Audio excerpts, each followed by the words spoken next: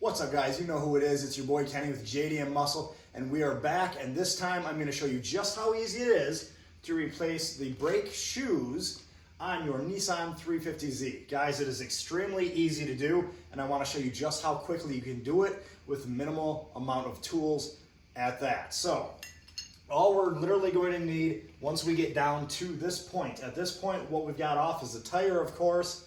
We've got off the caliper bracket, and we took the rotor off, and once all that is off, now we're exposed to what is holding on these brake shoes. There's one on each side, as you can see. When you pull your handbrake, because this is why we're replacing it, my handbrake's not locking. It actually expands, hits the inside, and that is what slows down the rotor or locks it up for your handbrake.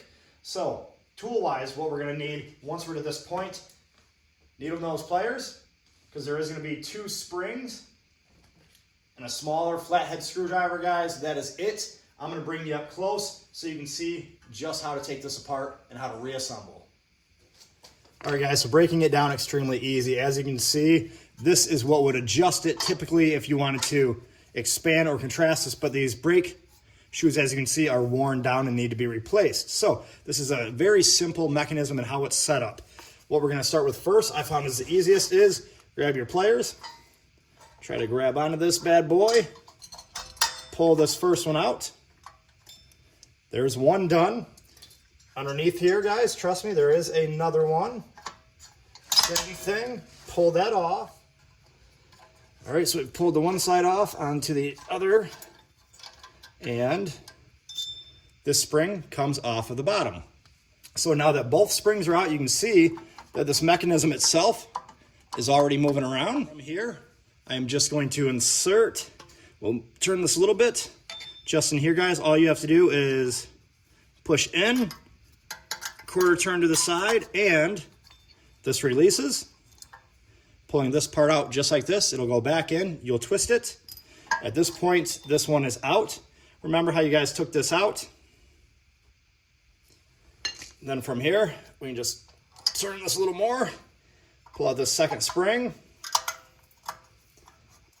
turn it just like so, comes out, and other brake shoe is off. So just like that, guys, that is how easy these come off. And of course, putting it back together is just doing the opposite way, and I'll show you exactly how to do that and then show you what way you should have. All right, guys, I want to show you just how these are made to go back on. It is going to be like this. If you have it flipped over like this, it will not fit, and I'll show you why. So I pull this off the camera mount. If we come around, we see this right here. This does move, this does push them out. That's what flips them. But they do have a groove where this does need to sit in there, and then it'll go into place just like this. So the first thing I'm gonna do is, once I have the bottom sitting on this, where it needs to go, I am then going to put in that screw and let it sit. That is what I'm going to do first on camera, and I will show you guys that right now. So this is where I found the hardest part, is actually putting these back on, just because I'm doing it always at night in a dark garage, and it's extremely hard. Okay, guys, so we ended up getting one on. Sorry, I had to basically get in front of the camera to get up and over it so I could see, but once it is on, it's just that half turn. So hopefully I can get the other side on camera in front of you. Like I said, the hardest part is just seeing. But once it's lined up, same thing. Putting this side over here. Getting the spring in.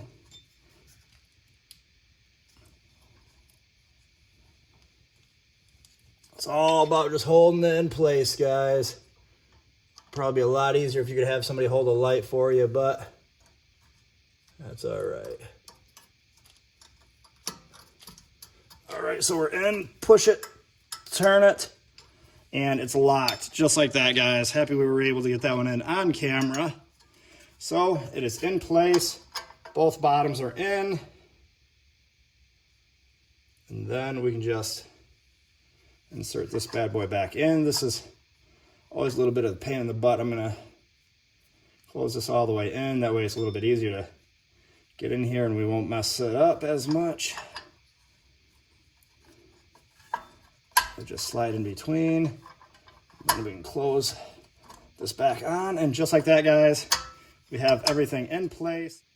All right, guys, let's put the springs back on. I've got the bottom one in place. I've got the pliers on it. Now let's just pull it over without trying to shift everything. All right, there we go, in place. You can see it started to shift a little up here, but it's easy to move around. All right, guys, let's insert the top spring, slide it through, pull it over. All right, so guys, that is exactly how you do it. Super simple. Same way we took it off. Take the springs off, remove these two, come right off. Brake shoes come right off, putting it back on. I put these on by putting each one on first, putting this insert in, that of course we can expand or contrast this.